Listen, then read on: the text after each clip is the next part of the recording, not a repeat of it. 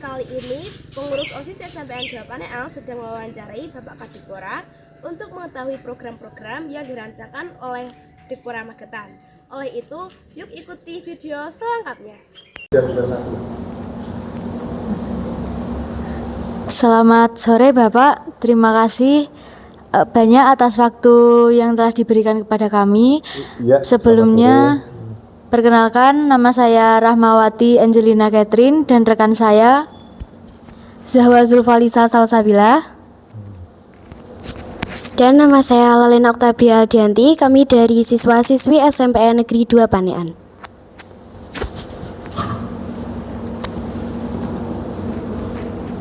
Hari ini kami ingin menggali lebih dalam mengenai program-program kepemudaan yang sedang dicanangkan oleh Dikpora, khususnya yang berdampak langsung oleh kita para pelajar SMP. Sebelumnya, apakah Bapak sudah siap untuk memulai? Ya, oke, siap. Baik, langsung pertanyaan pertama saja. Program dan kebijakan apakah yang akan diambil Dikpora untuk meningkatkan mutu pendidikan di Kabupaten Magetan, Bapak? Ya, terima kasih. Jadi untuk dinas kita Dikpora ini memang ada berbagai program yang langsung ada keterkaitannya dengan lembaga pendidikan, dan ini adalah termasuk guru, tenaga pendidikan, dan juga siswa. Nah, terkait dengan program-program yang ada, misalnya program yang terkait dengan pemuda, ini kami ada berbagai program, baik pemuda dalam arti yang sudah menyelesaikan sekolah menengahnya, ataupun yang anak-anak kita ini semuanya. Untuk yang anak-anak kita yang sekarang menempuh perguruan tinggi, kuliah, itu kita ada program. Dalam rangka apa?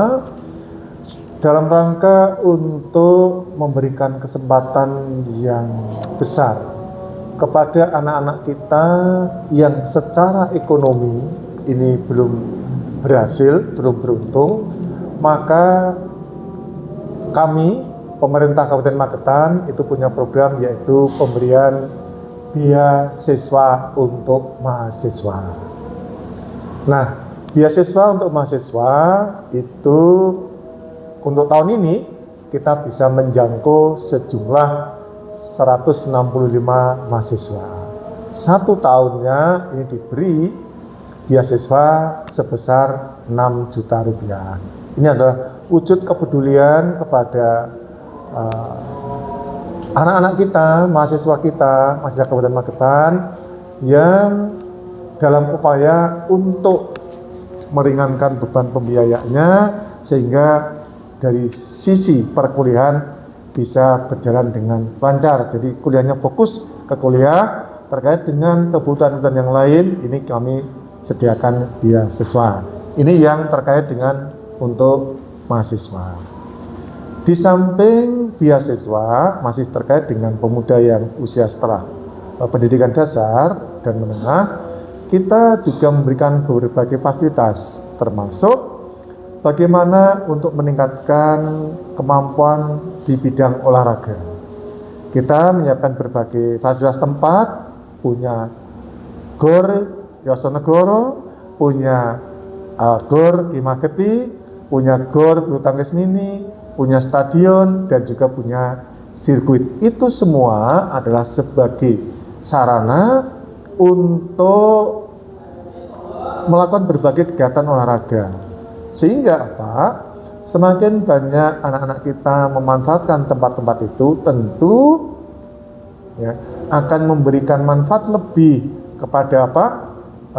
Kepada anak-anak kita dalam sisi untuk berkompetisi, dari sisi untuk menjalin keakraban di antara pemuda-pemuda yang lain, karena ada medianya, ada tempatnya, yaitu katakanlah GOR, stadion, GOR mini, ataupun sirkuit, dan masih banyak lagi.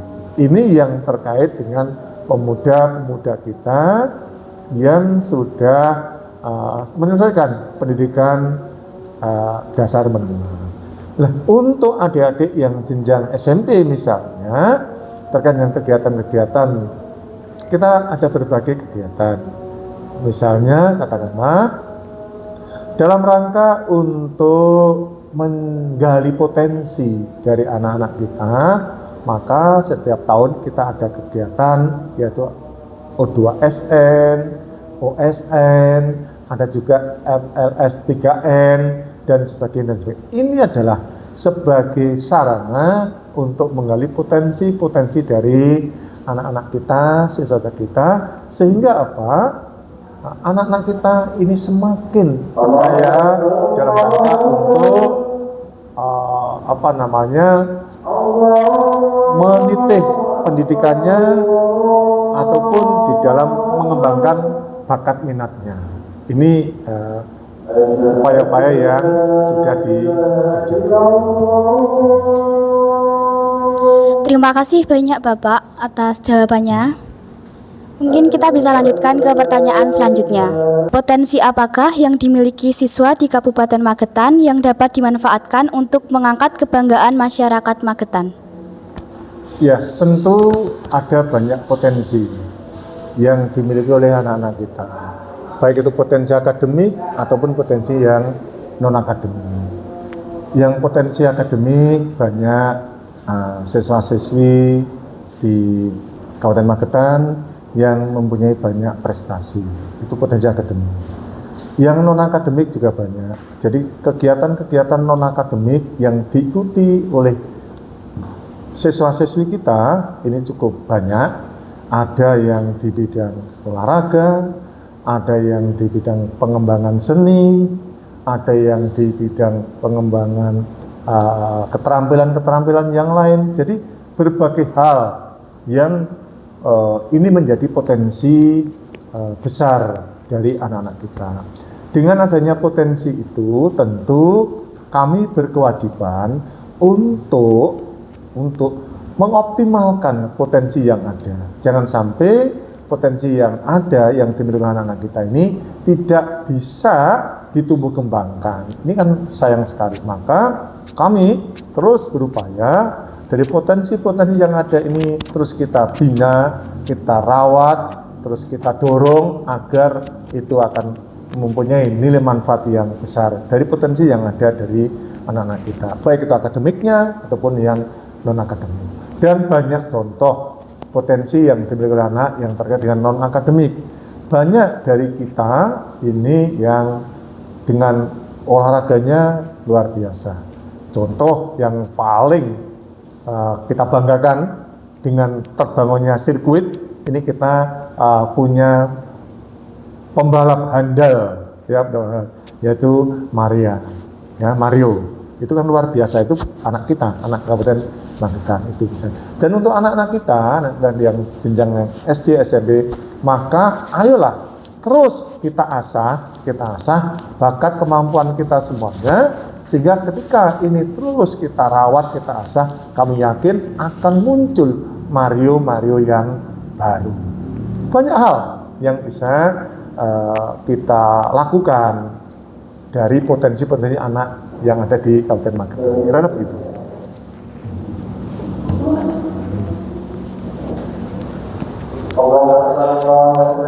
Baik Bapak, saya mulai pertanyaan yang selanjutnya. Pesan apakah yang ingin Bapak sampaikan kepada OSIS di dalam mendukung pelaksanaan MPLS di sekolah? Ya, jadi tidak lama lagi kita akan memasuki tahun pelajaran baru 2026-2027. Nah, sebagai pembuka awal dari siswa-siswi baru, maka kita akan melaksanakan namanya masa pengenalan lingkungan sekolah atau MPLS. Nah, di dalam pelaksanaan MPLS ini sesuai dengan juknis yang ada, kita harus mengadakan MPLS itu dengan suasana yang ramah dan juga suasana yang nyaman. Nah, ramah dan nyaman. Maka dalam konteks itu tentu di dalam pelaksanaan MPLS itu maka sangat diperlukan untuk menggali potensi-potensi kreativitas dari calon siswa. Calon siswa dikenalkan berbagai hal, dan juga digali potensinya seperti apa.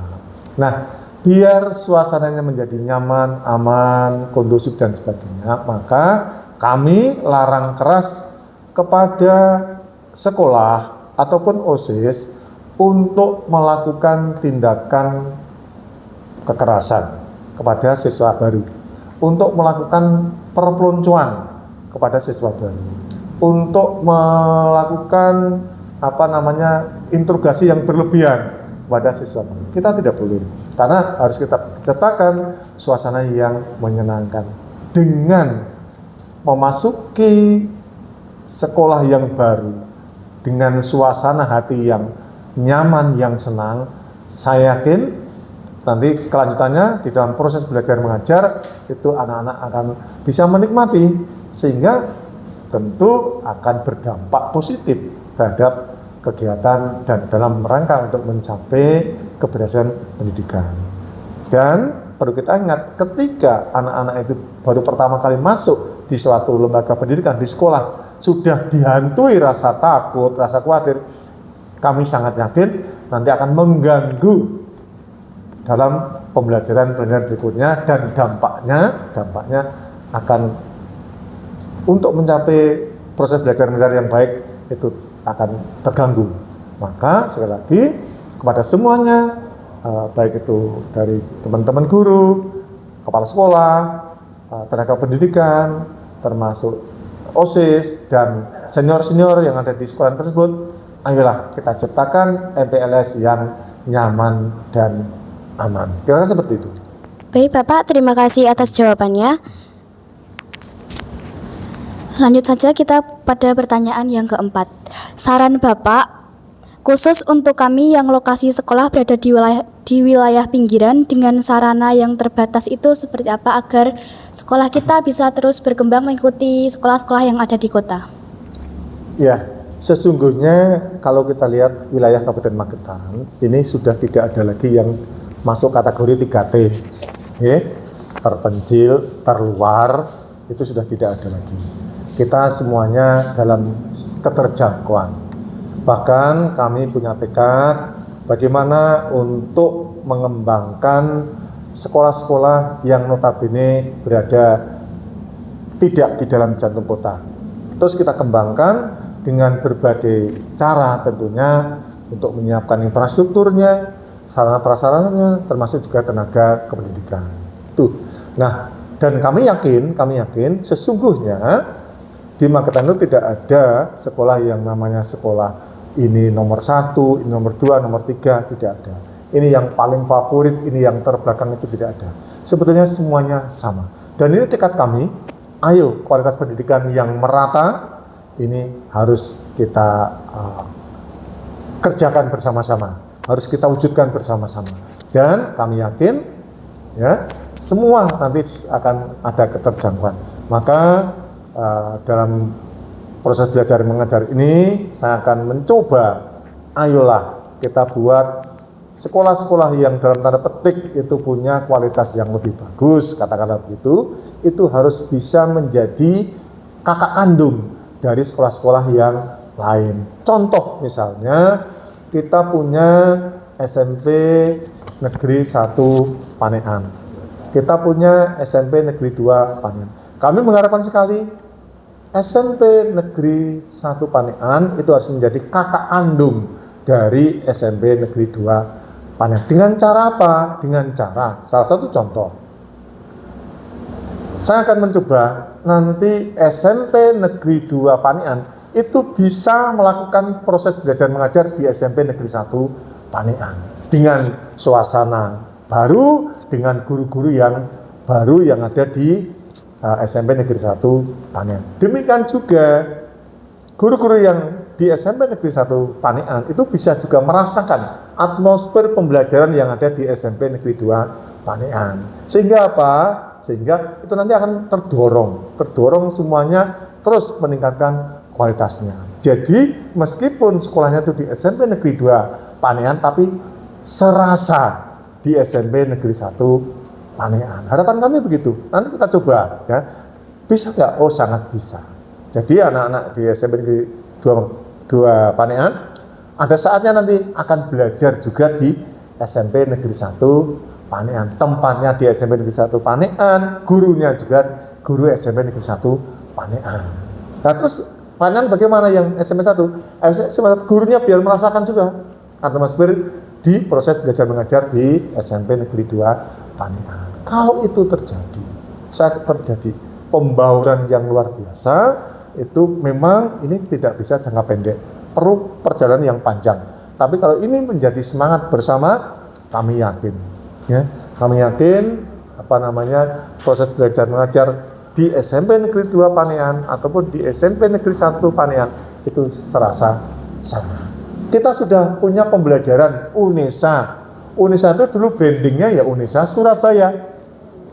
Tapi dengan dibangunnya UNESA di Magetan, dengan seleksi dosen dan sebagainya berasal dari UNESA yang ada di Surabaya, sekarang luar biasa ini tumpahnya sudah di atas 2.000 mahasiswa yang kuliah di Magetan. Karena dosennya juga bukan dosen baru, dosennya sudah didatangkan dari UNESA yang di Surabaya. Nah, itulah harus kita contoh sehingga nanti proses belajar mengajar tidak ada lagi ini yang nomor 1, nomor 2, tidak ada. Ya memang ini perlu proses perjalanan yang panjang. Tapi kok saya yakin, biar nanti anak-anak dari SMP Negeri 2 Panean merasakan atmosfer yang ada di SMP Negeri 1 Panean. Seperti itu. Ya enggak setiap minggu, pasti sulit kalau setiap minggu sulit. Tapi itu nanti menjadi model pembelajaran. Seperti itu. Baik Bapak, mungkin itu saja pertanyaan-pertanyaan dari kami. Terima kasih sudah meluangkan waktunya di sela-sela kesibukan Bapak. Semoga dengan wawancara ini bisa mengedukasi teman-teman agar tetap terus semangat belajar.